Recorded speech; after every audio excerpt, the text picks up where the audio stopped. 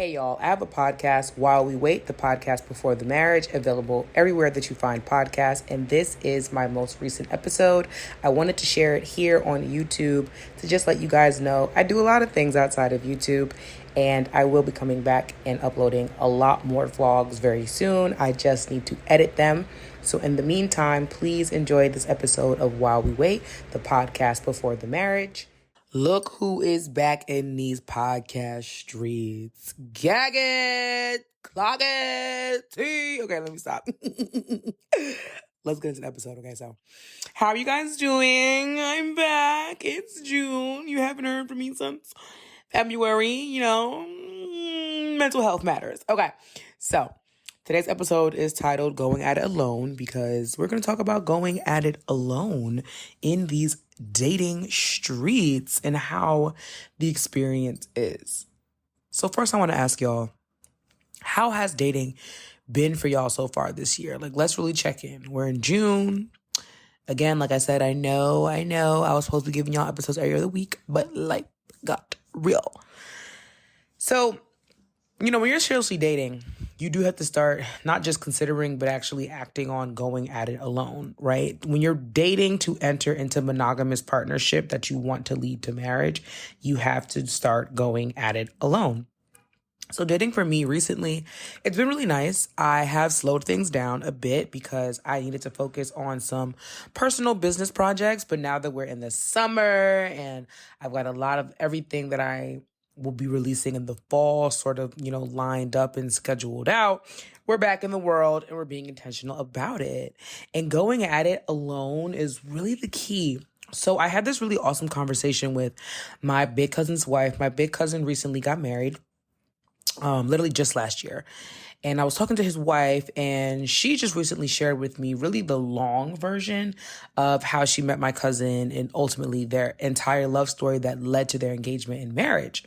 And her main point for me was that at 27 years young, right, as a young lady, I need to be going at it alone a little more often with my dating. Every time a man invites me out to something that he's doing, I can't always bring a friend. Now, as someone who goes out alone often, that wasn't super difficult for me to grasp as a concept or really to put into practice.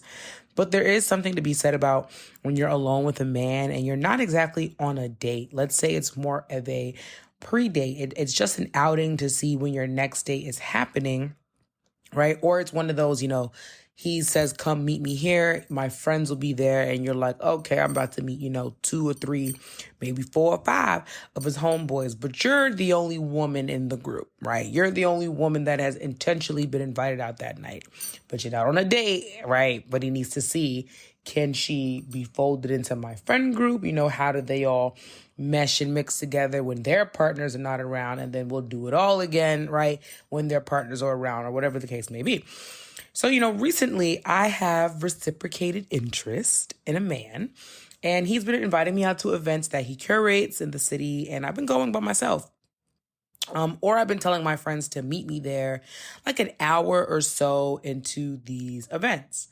Now, that's allowed me to just have the very much needed one-on-one time with him. That's not so formal as a date, but intentional conversation is being had. And what I can read from the energy is that it doesn't feel that he feels like he has to put on more than usual because my friends are present. I know that we don't think about this often as women, but the men are nervous too. The men are performing just as much as you are those first few dates or meetings. So take the pressure off of each other and don't always bring a gaggle of people with you, or just have those people meet you a little bit later.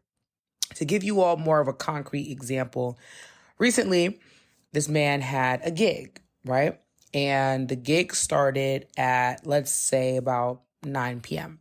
So I arrived at 8 p.m. knowing he had to be there around 7:30 to get himself set up and situated and ready to do what he had to do. Now, from that 7:30 to about 8:30 time slot, we got to just really sit down, chit chat, talk, and kind of have a pre-date. Then once everybody starts flowing in, right, for the event and my friends start flowing in, things feel much more relaxed. And then when it was time for us to go on a date, right, again, everything just felt way more natural, way more relaxed, and much more comfortable. I do see the difference in when a man, right, before has invited me out to something or whatever, come to my event or come to my whatever, right, come to my gallery opening, come to my showing, things like that.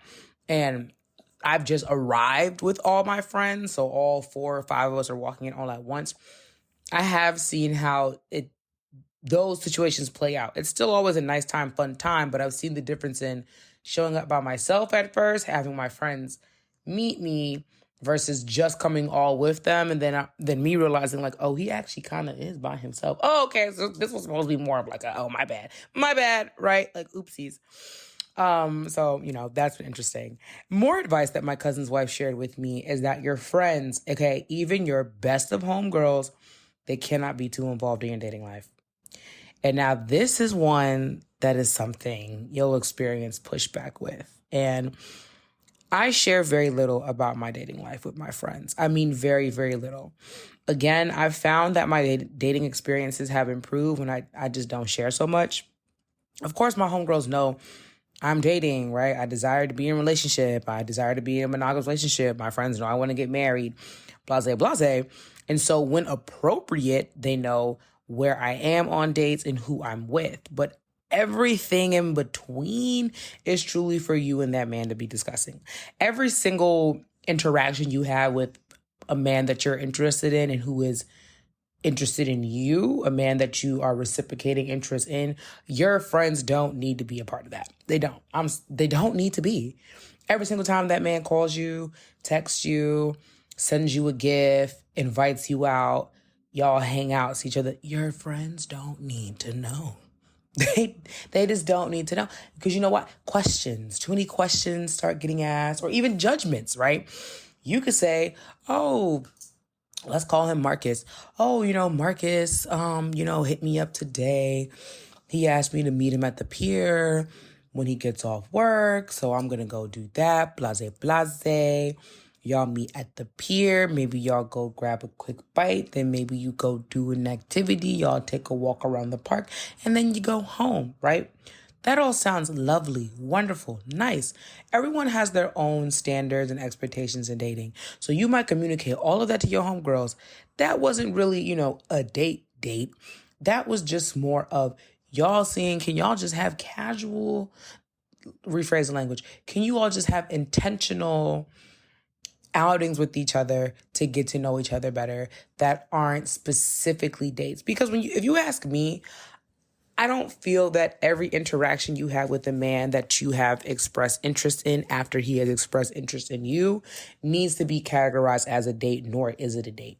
Dates, for me, in my definition, what I consider a date is when a man explicitly asks me to meet him somewhere and he has planned an activity for us that day or that evening. Whatever that activity may be, or whatever that series of activities may be, if it's going to be sort of an all-day thing or just for an extended period of time. That, to me, is a date. This was planned. It is intentional. And also, he has an objective and a goal for how that day is going to go. Those are dates. But when, Marcus, right? You're dating Marcus. Dating, too, is... the man you're dating isn't the man you're in a relationship with, right? That's your boyfriend. That's different language to use. And I'm very intentional about that because I date multiple men at a time and I express interest. Really, I should be using the language of I reciprocate interest in multiple men at a time. Again, though, it's not like a whole gaggle of them. It might be like 2 or 3 guys, right? But everyone is aware that everybody has interest in each other, right? Like the conversations are being had. We understand that we are not chit-chatting with each other to be casual, platonic friends. That's not why we're having conversations. We're having conversations to see if we would like to elevate and deepen the connection. That's what we're doing. Yes, the basis of a good, great, and wonderful relationship is friendship, but understand that strengthening the friendship in a explicitly expressed romantic interest is different. So don't let them get you with that whole, we gotta be friends first before we That's what dating is. Dating is strengthening and deepening the friendship in the romantic, in the explicitly expressed romantic interest. It's always understood, hey, the goal here is, if our chemistry continues to work out, if our compatibility continues to work out, and if our feelings continue to deepen, we will elevate this relationship from dating to exclusively dating to in a monogamous relationship, boyfriend, girlfriend, partner, whatever language you want to use there, to marriage if that's your goal and that's where you want to be, which is what I want to be, right? That is what dating is. Let's just get that straight. Okay, so you share all that with your homegirls. Me and Marcus went to the pier, blah, blah, blah. And one of your homegirls might feel like Marcus ain't doing enough. Oh, Marcus showed up without flowers?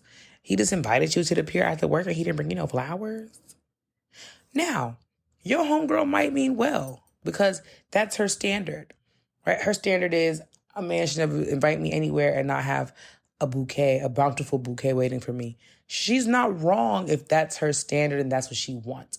But small comments like that, and even if they mean well, this is not to say every time they mean well. Sometimes, yes, your friends do have jealousy and they do have envy because we're human beings, right? But a lot of times your friends really do that's just their standard or that's just been their experience. And so they're sharing that with you. But now you're starting to have doubt in Marcus because Marcus didn't bring you a bountiful bouquet. But Marcus planned this beautiful, wonderful day for you all, right? And you had a wonderful time and the relationship has been strengthened. It's been deepened. You've learned so much more about Marcus and he's learned so much more about you. And then at the end of that, Marcus has already let you know what the plans are for next week and when he wants to see you again and how, right? But now you have doubt. So that was something she really, put me on game to. It was just like, I know it's exciting, right? It's exciting to be dating, especially when you feel like, oh, I'm finally dating the kind of men that I want to date. I'm finally dating the kind of men that I feel truly aligned with my purpose and my passions and what I want out of my life experience, so on and so forth. It's all very, very exciting. So you want to tell everybody you can't. You really shouldn't. So like I said, where and when appropriate, my friends know where I am on dates. They know who I'm with, but they don't know much else other than his name and my location when I'm out with him. Like, that's pretty much it.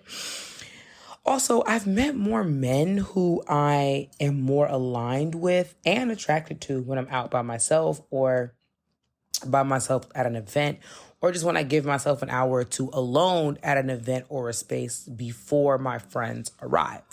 Again, like I said, for me, I just kind of feel more confident leaning into my allure when I'm alone.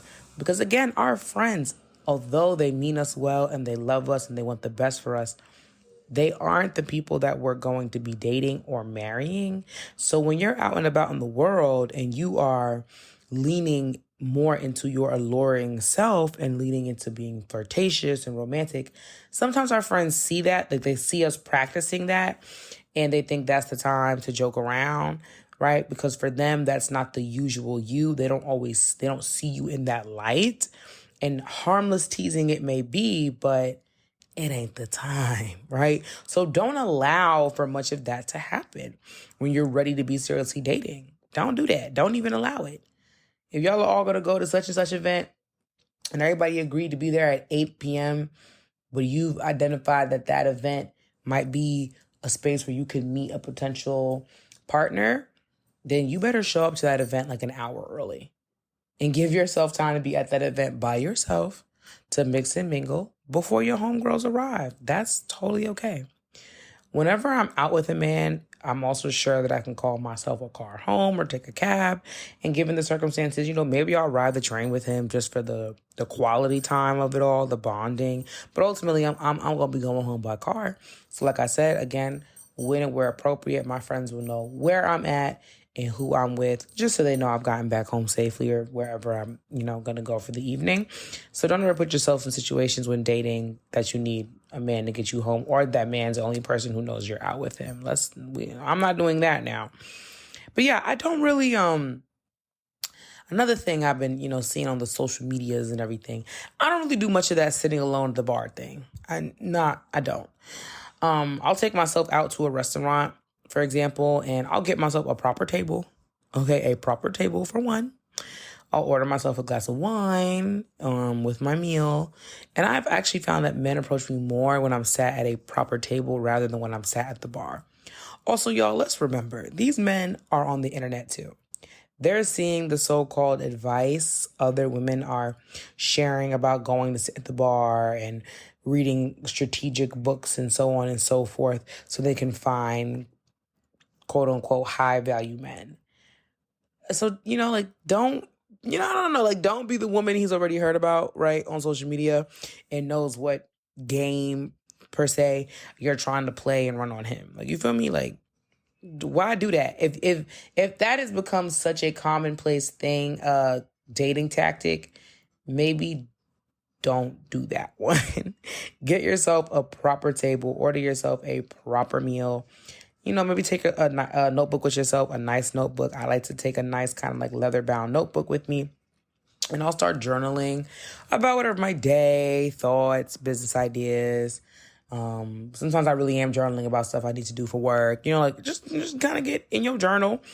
Or sometimes I'll journal about the man that I'm married to, how our relationship is going, so on and so forth. And I'm telling you, if you always journal as if that man is already in your life, it makes a big difference about the men who are attracted to you and what you attract to yourself. So these are just some things that I learned from a really awesome conversation with my cousin's wife about going at it alone. You have to, that's how you build up your confidence. I don't think I would ever really say I've been an insecure person in life in general or in dating. I do have my insecurities, right? Right now I'm working through a back injury, and that has changed the way that I dress or even just kind of show up as myself, because I'm not quite secure with this back injury. But I know that I just have to keep doing my workouts and I'll be better and everything.